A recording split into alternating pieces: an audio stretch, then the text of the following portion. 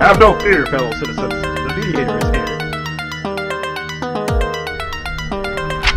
Good morning and welcome to this week's edition of The Mediator. I'm your host, Brian West, here to give you the top 8 headlines and developing news stories that made it this week. Now, as usual, I'll give you the top 8 local headlines and developing news stories that made it first. Then we may do a movie clip, a skit, or something that's going on in the community, or a trailer. And then I'll give you the top 8 international headlines and developing news stories that made it this week. So let's waste no time. Oh yeah, let's get to it. Story number 1, local studios staying in motion. Music studios and etc. Even in the midst of a crisis, local studios have been somehow managing to get by. Peppermint Studios, along with many other home studios, have mainly been operating in the underground market and some linking up with major labels. The key word is some. The majority have just been trying to keep active to meet the needs of local talent. What got this story in is a local story about a friend of mine, Gary Ramey, who has been in business for over 40 years. He's operated his studio for over 40 years while also working with local radio stations. Somehow local studios have been able to ride the COVID-19 wave that includes radio and TV. So shout out to all of the radio and TV guys out there that and local talent. So I guess as these local talented people continue to find their place in the entertainment market, I'm sure that it will keep this story alive. Story number 2, outdated buildings are becoming a big problem. Outdated buildings have been in and out of the local headlines, especially in the local urban areas. Youngstown is now seeking money from outdated property owners because the city has had to keep up the properties by cutting grass and much more things they've had to do to keep these properties up. There are also side stories about tenants leasing and renting spaces that haven't been kept up to par as well. So now this includes commercial properties, so keep an eye on this story. The COVID-19 eviction crisis is how this story crept in this week, as local renters and owners are both starting to tell their side of the story.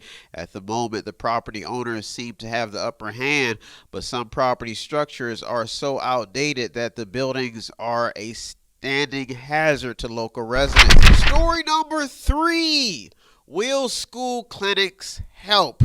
Youngstown new CEO Justin Jennings has decided to turn to the school nurse position to take it up a notch for his upgrades by allowing UCare Quick Med clinics to open in November at East and Cheney High School.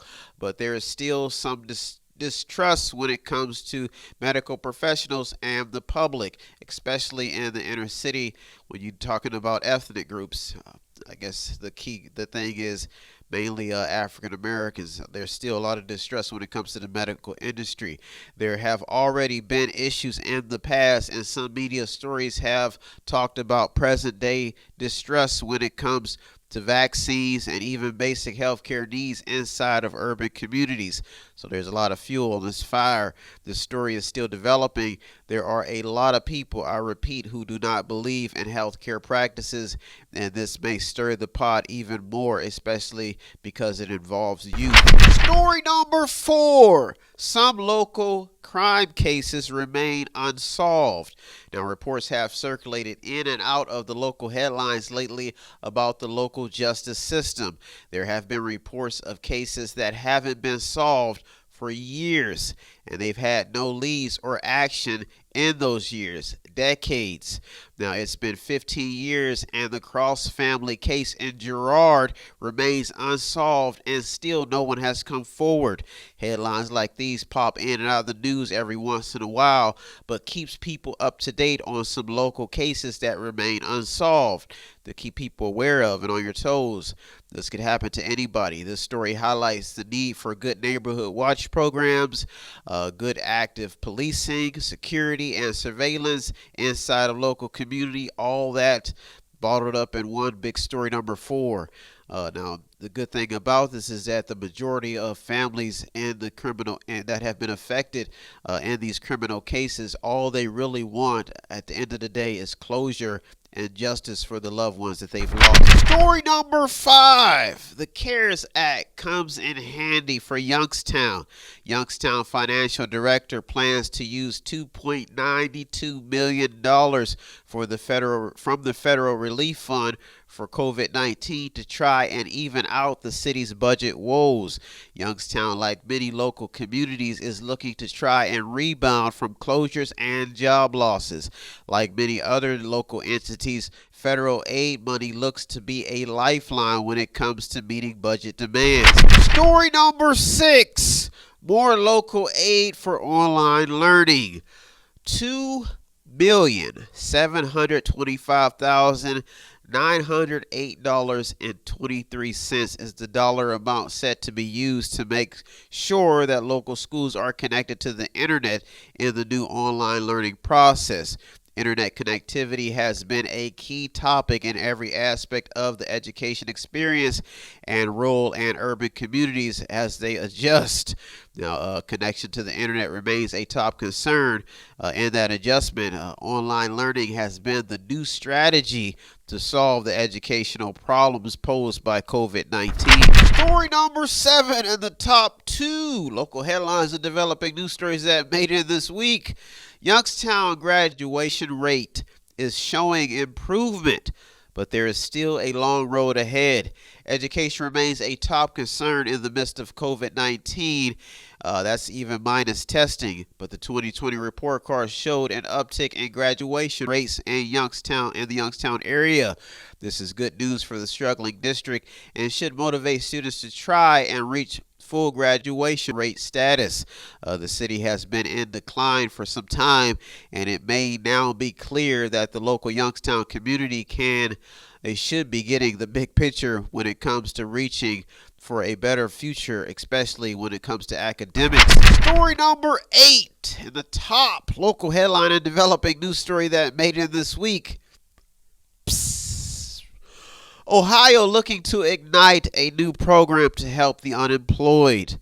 This is a big topic. Employers from nonprofits and beyond are ready to sign up for a network put in place by the state to connect local employers and with employees. So that's the unemployed who are seeking to find a job, trying to connect them with the employers to become employees. More than 500,000 Ohioans have been out of work due to COVID-19 as the state has tried everything it can to address the needs of the unemployed. The state is utilizing network-based initiatives to attempt to impact the state job market. This is another big headline that is still developing as people try to get back to work and the state tries to do everything it can to get people back on the workroom floor. Well, those are our top 8 local headlines and developing news stories that made it this week. I'll be right back with the top 8 international headlines and developing news stories that made it this week. So don't go anywhere. You're the Mediator with me, Brian West. I'll be right back. Have no fear, fellow citizens. The Mediator is here. If you want to check out the stories that almost made it in or did make it in, go to our Twitter feed on our website. Check out everything. All of the sources are there. And go to the website. It's method8inc.com, method8inc.com, where you can buy something, click on something, watch something, read something, or just sponsor a program.